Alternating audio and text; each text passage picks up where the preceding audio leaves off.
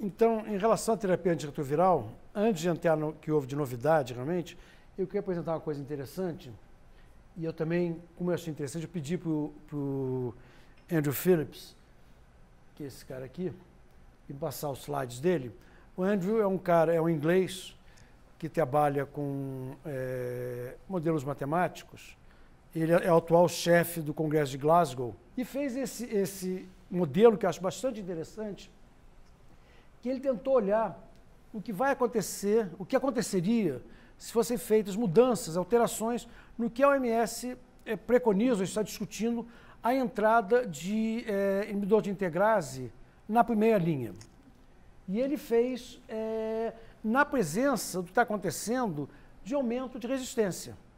Quer dizer, a resistência primária a efavirenz, ela é maior, está crescendo, em alguns lugares é maior que 10%, aqui no Brasil, segundo o Ricardo diz, mas não prova, chega a 20%. Parece que prova, assim. Então ele faz esse modelo com o dolutegravir, que é o recomendado pela OMS, ou será no futuro próximo. Então ele faz várias simulações nesse sentido e faz algumas políticas. A primeira, não houve nenhuma alteração de política. Ou seja, todo mundo começa com a tripla, o equivalente à tripla, no nosso caso, com 3TC. Ou você começa com dolutegravir na primeira linha, truvada lá no caso, né? E nós com o nosso 3CC com dolutegravir, e quem está em efavirenz se mantém no que está. O terceiro cenário, você faz, quem vai começar e que já usou antirretroviral por algum motivo, fez PEP, grávida, alguma coisa, você faz teste de resistência. Outro cenário, todo mundo que vai começar a tratar, você começa com dolutegravir. Outro cenário, você vai começar, você faz teste de resistência. Outro cenário, todo mundo, você começa com dolutegravir e muda todo mundo que já está em efavirenz para dolutegravir. E o outro cenário, você começa a aumentar a mudança de segunda linha para segunda linha. Faz vários cenários possíveis e várias combinações de tudo que a gente pode imaginar. Então, a primeira coisa, o percentual das pessoas, se daqui a 2018 a 2038, o percentual médio de pessoas que teriam carga viral menor que 1.000, um ano após iniciar a arte, e o cenário com maior percentual, os dois seriam todo mundo começar com dolutegravir ou quem já está de efavirenz mudar. A outra coisa, se mais 10%, que é o que acontece aqui no Brasil, né, tivesse resistência a efavirenz, de novo, a mesma coisa, a menor coisa continua sendo começar com dolutegravir e mudar. Esse aqui é o número de taxa média de mortalidade. Taxa média de mortalidade de acordo com as várias opções, de novo, até 38. E aqui a coisa é bastante marcada, a diferença. É sempre o melhor cenário, iniciar com dolutegravir e mudar quem já está em efavirenz para dolutegravir. E a diferença aqui é bastante grande, né? Se você mantiver a política atual, evidentemente é a pior de todas, porque a gente tem... Isso aqui é mais de 10%. No Brasil, sendo 18% a 20% com efavirenz, você vai ter 18% a 20% de princípio já falhando, independentemente de adesão ou não, porque já tem resistência primária, é uma catástrofe anunciada, né? E se você fazer resistência fazer teste de resistência, mesmo assim, eu não lembro a lógica muito grande dessas aqui, deve ser porque porque o efavirenz é pior mesmo. Porque, teoricamente, as pessoas começariam com dolutegravir quem tivesse resistência. Então, não lembro qual é o racional por trás disso. Aqui é a diferença no meio de mortes. que é a mesma coisa olhada pelo especularmente, né? E esses são os comentários. Ele faz várias análises de sensibilidade, e isso, mesmo o pior cenário de efetividade do dolutegravir, valeria a pena. Isso aqui é feito do dolutegravir, mas eu acho que a gente tem, para ser fair, eu tenho impressão, esquecendo o preço, que aqui a gente não está falando em preço, provavelmente, se o pictegravir for o que é, ou se o raltegravir for usado adequadamente, não deve ser tão diferente.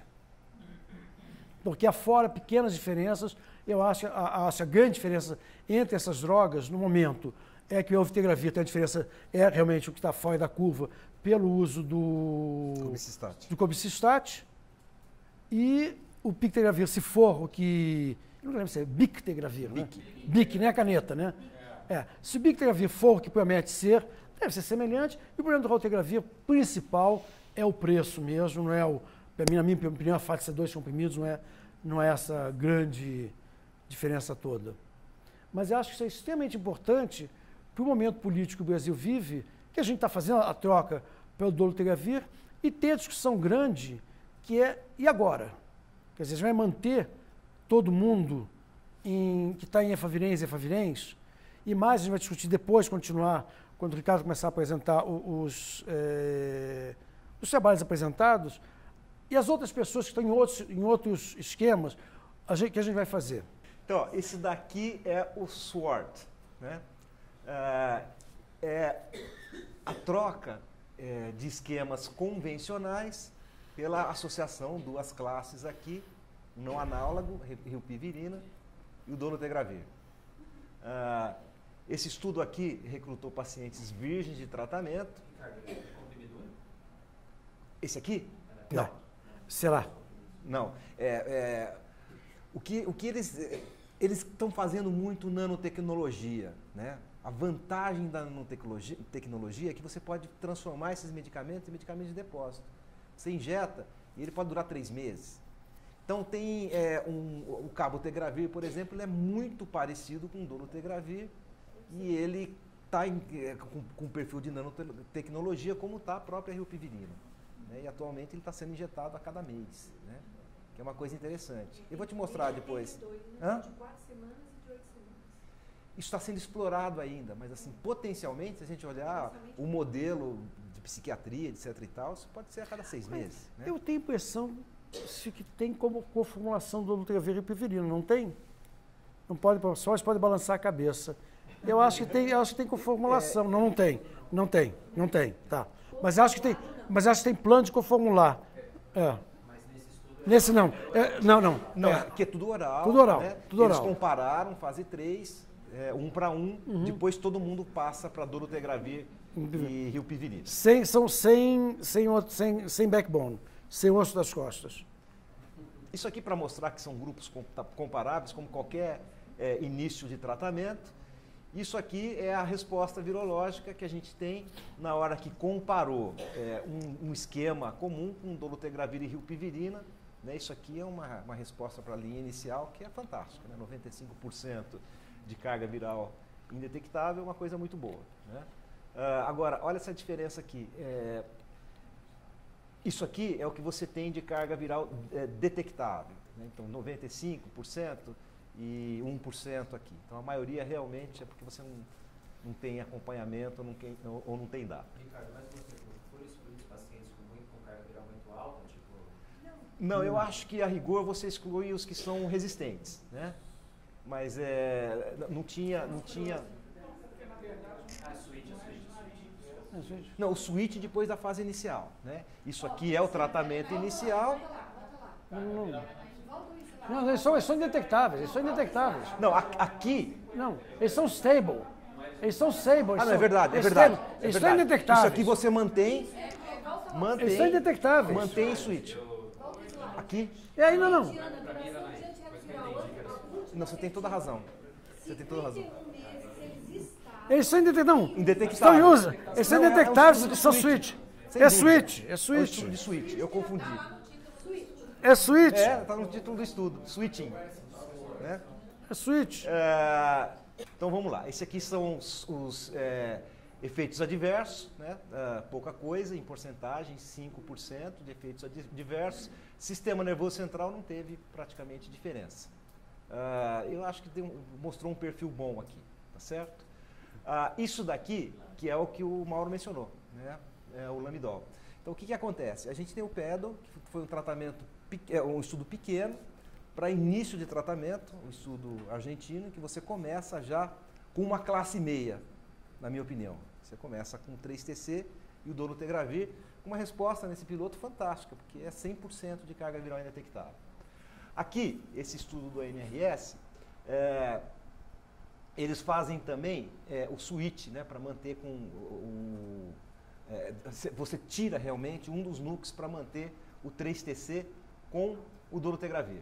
Né? Então, assim, na primeira, você tem um screening, começa a tratar com 2 NUCs do dolutegravir, uma frase que você espera a supressão e desintensifica aqui. Né?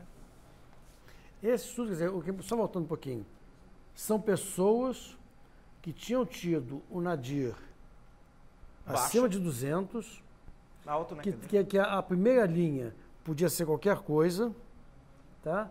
E que tinham wild type, para não acontecer o que aconteceu no switch Merck. Tá? Então são pessoas que já estavam indetectáveis há muito tempo. Muito tempo. Vai lá. Então, pessoas que estavam... Que é muito parecido com o SWOT, só que aí, em vez de ir para dolutegravir e pivirina, ele vai para dolutegravir 3CC. Com mais alguma coisa? Mais um NUC? Não, depois fica dolutegravir 3CC só. Depois fica dolutegravir 3CC.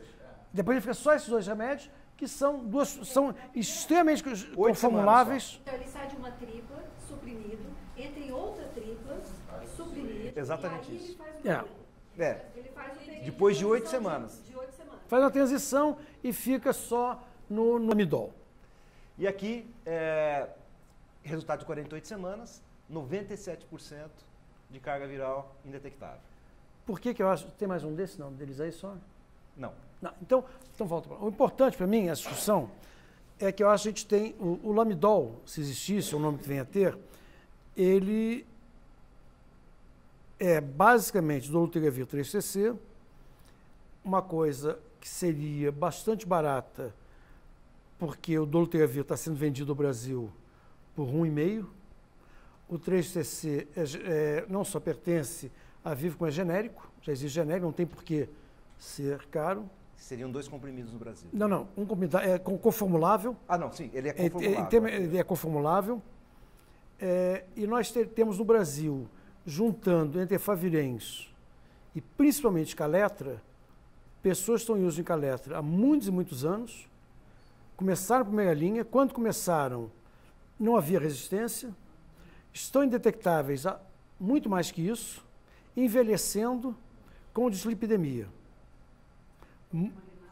Não, com várias razões. Neurotoxicidade. Que seriam vários... eu não estou nem falando de neurotoxicidade do efavirenz, porque houve aquela discussão lá em Brasília, do quem está muito bem, quer trocar, não quer trocar, independente, pensando só no Caletra. Caletra, se não me falha a memória, são 150 mil pessoas, das quais muitas devem ter dislipidemia. Muitas e muitas. Não, muitas e muitas. Não, deve ter, então, uma discussão. O lado ruim disso é hepatite B. Mas no Brasil, para outros países, no Brasil, não estou falando de África, que se usa muito o genérico do Caletra, esqueci o nome que tem lá. Mas Alúvia. O Alúvia. No Brasil, a gente testa para hepatite B e a gente vacina. Então, o Brasil, a hepatite B não é o mesmo problema que é para a África. O Lamidol é um problema discutível para a África, porque lá existe hepatite B, não se testa e não se vacina. Aqui a gente testa e a gente vacina. Então, a nossa situação é um pouco diferente. Se vocês fossem desenhar esse estudo, vocês teriam feito essa fase de LED-in com 2 análogos? Não. Passaria direto? Eu passaria direto. Qual a lógica?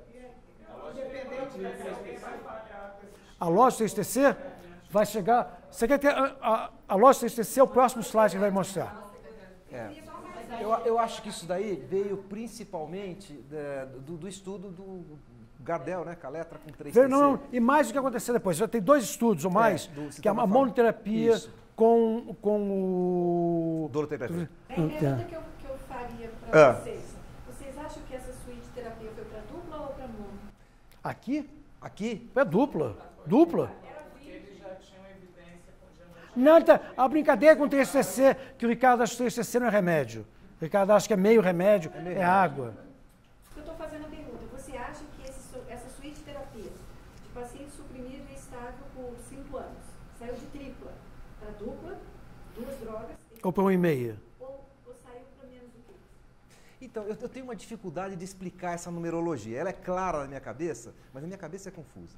Então, eu tenho dificuldade de explicar isso daí, né? Então, o que fica mais ou menos claro, no geral, porque os medicamentos são diferentes, é que o sucesso depende, que nem a hepatite C, de você ter 2 classes plenamente ativas.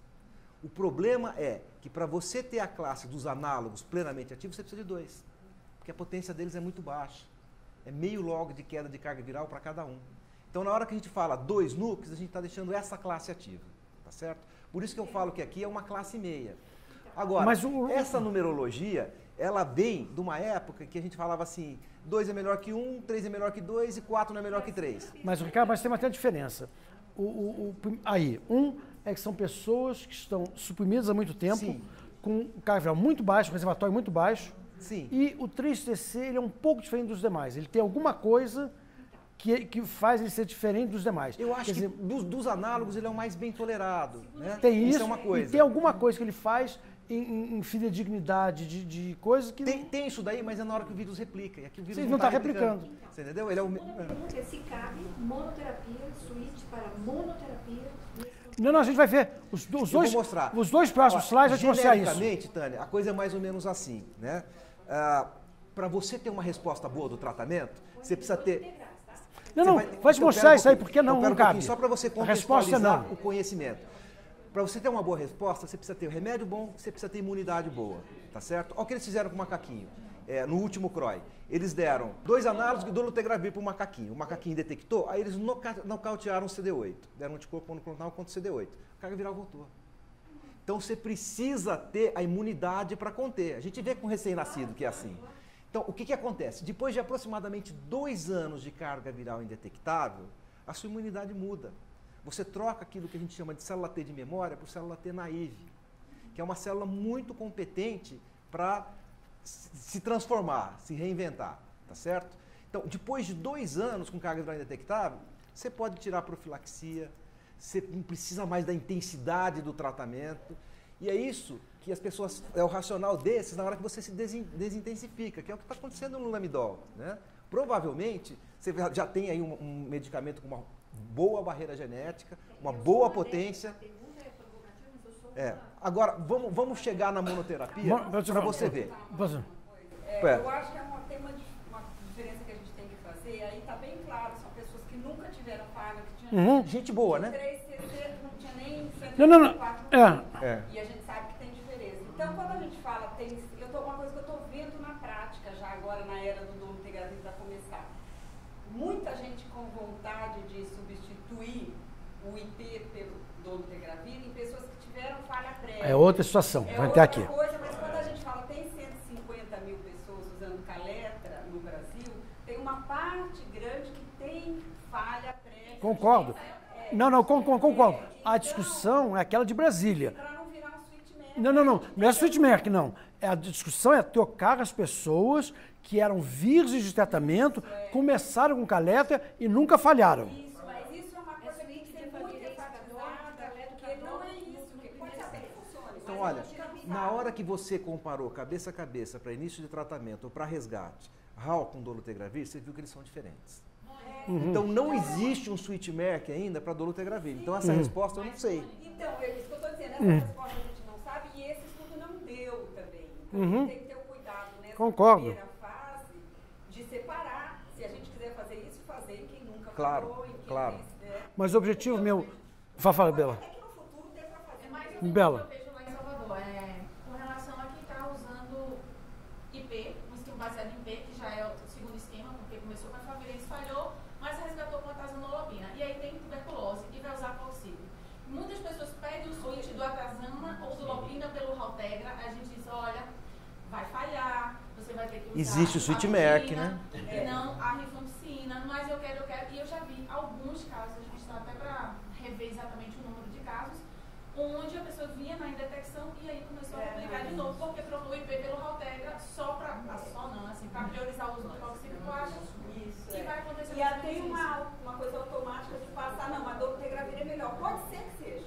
Eu acho que pode ser que seja, que dê para fazer com uma M184, pode ser tipo um IPR.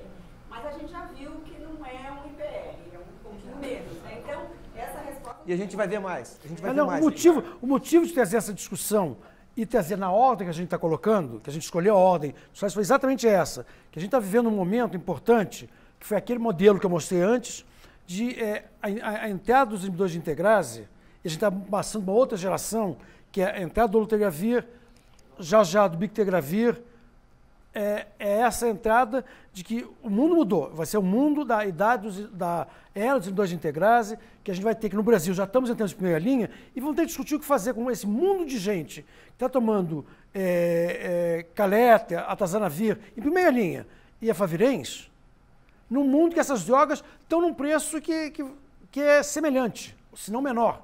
Então a gente vai ter que fazer uma coisa com essas pessoas. Porém, a gente tem pequenas diferenças, pequenos erros do passado que a gente não pode cometer, que é o erro do Sweet Merck e o erro de achar que como monoterapia com inibidor de integrase, inibidor de protease, funciona muito bem. Não é que funciona bem, é seguro. É seguro, não é a mesma coisa. Por isso, passa para o próximo slide. Então, isso aqui é muito interessante, né? Que é o primeiro caso de tratamento inicial com dolutegravir e seleção de mutação de resistência, tá certo? Então isso aqui é um menino de 45 anos, teve uma infecção aguda, tá? A gente já tinha visto isso daqui com Efavirenz. Aquele caso em que você suspendeu o medicamento no transplante de medula dos 2 pacientes com linfoma, e um foi tratado com a tripla, rapidamente você selecionou o K103N, né? Então a viremia é muito alta, é muito intensa aqui, tá certo? Esse paciente aqui, ele abriu o caso, inclusive com pneumocistis. E aí ele foi tratado com dolutegravir e 2 análogos, e a carga viral ameaçou voltar aqui, e não foi examinado o vírus basal. Mas aqui a gente viu que o vírus tinha resistência, e já com resistência ao dolutegravir, que foi mantido, e foi acrescentado primeiro o darunavir, e depois você trocou o darunavir pela rilpivirina, né? E a gente consegue ver aqui que você tem mutações para integrase. E é interessante que você tem mutações do códon 148, que é a mutação do raltegravir. Inicialmente, o dolutegravir tinha como padrão de resistência in vitro 263 para o subtipo B e 118 para o subtipo C. Mas agora a gente está começando a ver as mutações do raltegravir aparecer com dolutegravir. A gente estava estudando bem a fundo o caso de um paciente esses dias e a gente viu uma coisa interessante. Ele falhou ao dolutegravir num super resgate, depois de ter tomado RAL, mas ele já tinha, na hora que você fazia sequenciamento de próxima geração, a mutação do códon 148 numa porcentagem bem pequenininha e foi ela que apareceu, né? Esse paciente com fator de risco, ele tinha então alta carga viral, só isso? Ah, sim. Infecção aguda. Infecção aguda. Já apareceu a 263 ou a 118? Não. Você acha que o backbone pode ter uma influência nisso? Porque os estudos in vitro só testou com dolutegravir. Volta um pouquinho. Ele está usando um backbone. Você acha que esse backbone de alguma forma ele queimou o backbone, inclusive. Não, mas pode ter influenciado para que ele não tenha selecionado a... A gente não sabe. Volta aí. Então, a gente não sabe, tem algumas coisas que a gente não sabe direito ainda, né? Por exemplo, quando a gente optou para colocar o dolutegravir na primeira linha, foi para não precisar fazer geno pré-tratamento, tá certo? A gente ia precisar fazer 75 mil genos, era o que se estimava pré-tratamento, para manter o Efavirenz, e na discussão foi, então a gente não precisa. Não precisa. E aí, a SBI começou a discutir o seguinte, bom, mas será que não precisa mesmo? Será que se eu tiver M184V, a resposta vai ser a mesma? Será que se eu tiver TANS, de resistência transmitida, que queima todos os NUCs, a resposta vai ser a mesma? Eu acho que vai, mas isso daí não existe, porque nos estudos de tratamento inicial, você exclui esses pacientes que têm resistência. Ele foi visto como... Ele foi tratado, ele foi considerado uma infecção crônica. O diagnóstico é que é recente. O diagnóstico é agora, ele foi diagnosticado agora.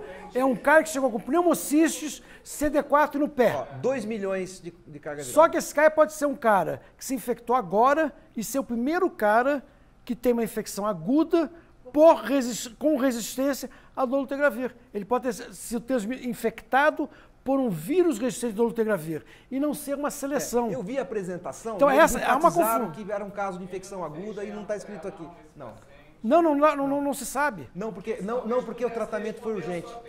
Sim.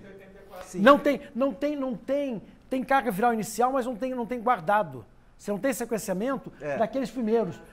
Os pontos iniciais não tem. O primeiro sequenciamento é ali, que se faz deep sequencing. Os outros são sequenciamentos normais e não se guardou. Então, deep sequencing é só depois. Eu falei pro cientista da Vive, a gente vai ter o maior coorte do mundo de dolutegravir.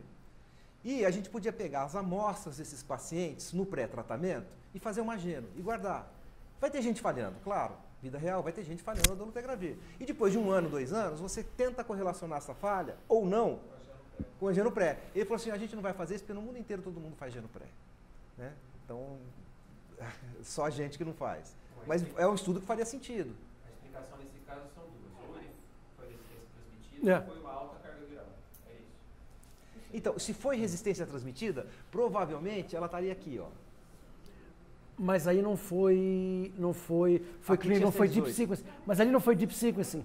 Você não pegaria. Deep sequencing foi só depois. Não tem como saber se foi transferência, se foi resistência. Não tem. Não, ou foi por falta de potência. Eu acho que aqui provavelmente a quantidade de vírus interferiu muito. A discussão que vocês estão falando se pode usar dolutegravir monoterapia. Aqui. Então, isso aqui é um estudo desenhado para isso, tá certo? 140 pacientes que estavam tratando e com carga viral indetectável por um período superior a 6 meses. E aí, você teve 2 braços, tá certo? Não, isso aqui é estudo prospectivo, tá certo? Você trocou para dolutegravir monoterapia e 8 pacientes tiveram falha, tá certo? De 104. E 6 de 8 tiveram genotipagem e 3 de 6 que tiveram genotipagem tinham mutação de resistência. Vai ficar pior. Isso aqui é uma avaliação retrospectiva, que é o que foi apresentado pelo José Luiz. Pelo José Luiz Blanco. Quase mataram ele. O José Luiz vai estar no Rio, semana que vem, no HV Américas. Isso aqui são os slides da apresentação do José Luiz, tá certo? Então, só para você ter uma ideia. Existem esses coortes aqui, né? Pô, esse negócio vai passando sozinho. Existem esses coortes aqui, né? Que tem uma quantidade grande com timer, de paciente tomando dolutegravir. E aí eles viram que tinham 1.082 pacientes tomando dolutegravir com mais 2 análogos, mas ele achou 122 pacientes, nesses coortes aqui clínicos, que tinha dolutegravir monoterapia, tá? O que equivale a 1,17% dos pacientes desses coortes. Aqui 10% dos pacientes, pouco ainda, né? E aí ele avaliou qual que era a falha virológica nesses braços. E aí ele viu que 64 pacientes tomando dolutegravir com 2 análogos falharam, que é uma coisa que pode acontecer, só que ninguém tinha resistência. Nesse braço aqui, você vai de... 2 ou 1, né? Hã? 2 ou 1. Bi ou tri. Verdade. 2 ou 1. Verdade. Você tem razão. E aqui você passa de 6% de falha para 9% de falha, né? Que são 11 dos 122. Isso da pergunta que eu fiz de dolo com 3TC e dolo sem 3TC. Não. Faz todo sentido. E a diferença aqui é que você tem 9 pacientes com resistência. Dos 11, você tem 9. Na hora que a gente olha isso aqui, essa falha aqui foi considerada inaceitável e a recomendação é que não se use em monoterapia. Eu acho que é uma prevalência que não é tão grande assim, né? Uma outra questão que eu queria que você comentasse é que aqui a switch terapia foi precoce. Acrescentar um 3CC que é de graça? Eu considero precoce para qualquer coisa. Não está bem estabilizado ainda, né? 24 semanas, mesmo que esteja detectável, eu acho que você fazer switch, você não deu tempo de restauração do sistema imune que você defende, eu concordo. Eu acho que 24 semanas, 6 meses com o Good Compliance, ok. Tem adesão, está negativado, mas Tânia, é sua resposta viral. Tânia, o que acontece, quer dizer, no momento que você tem uma lamivudina, que é atóxica, basicamente, que é baratésima, que é genérica, quer dizer, você não tem nenhuma razão para arriscar.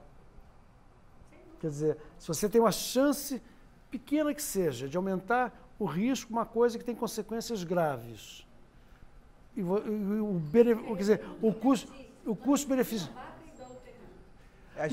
O abaca tem risco. Muito, né? O abaca tem riscos. Mas bota a classe ativa. O abaca tem risco. Então, aí que tem a discussão por que o lamidol tem importância. Quer dizer, para você mudar uma população inteira de caléter para o TVK, com a abaca é o TVK que chama, não? É o Trilmec. O Trilmec. Mudar tudo para Trilmec, você tem um risco grande numa população inteira. Você tem que fazer agalhar a população toda. É outra história.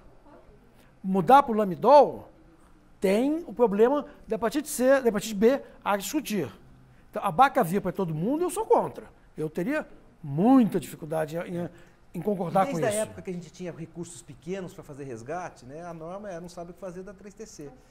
Exatamente. Geral, então, quando eu estou em paciente estável, suprimido, vamos dizer aí, com um tempo mínimo de 2 anos, portanto, esse é o paciente pronto para fazer switch terapia. Virgem de tratamento inicial. Virgem de tratamento, ok? Você troca para 3, todo mundo aqui acha que pensa que não precisa. Depende, se fosse dolutegravir, o lamidol, eu trocaria numa boa. Não, a switch terapia viria com simplificação. Na verdade, é uma simplificação. De 3 para 3 não está simplificando nada. Isso. Então teria que ser para 2. Ou para 1. Ou para 1. O risco de falhar aqui é 9%. A discussão toda é o problema de... a discussão desse switch, a discussão são em 2 níveis. Um é um nível financeiro e outro nível de segurança. O problema é que a gente tinha, durante anos, sendo convencidos que tenofovir é a coisa mais segura do mundo e passamos a ser convencidos que tenofovir é o maior veneno do mundo. Então, é o que fazer com a disponibilidade ou não de TAF. Quer dizer, é a discussão toda, no momento que você tiver um TAF que seja tão barato quanto, isso muda. 104, entendeu? Esse aqui tinha um outro braço, eu não sei porque que estava aqui, mas era 3 de 100 e pouco e 8. Agora, isso aqui é muito interessante. Ele conseguiu genotipar os 9. E a gente tem aqui a característica dos pacientes. Olha, nem todo mundo tomou inibidor de integrase antes.